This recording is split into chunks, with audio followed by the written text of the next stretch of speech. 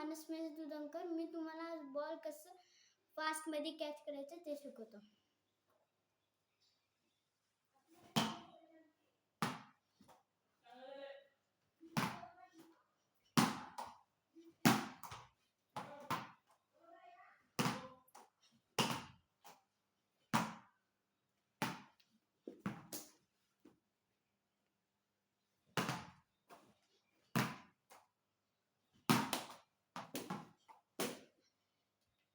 हे 3 बोट इकडं असं ठेवून, असं इकडं असं बोट ठेवून असं टाकायचं.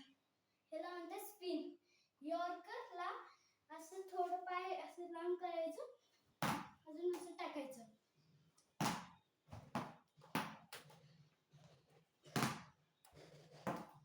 हे यॉर्कर बसते.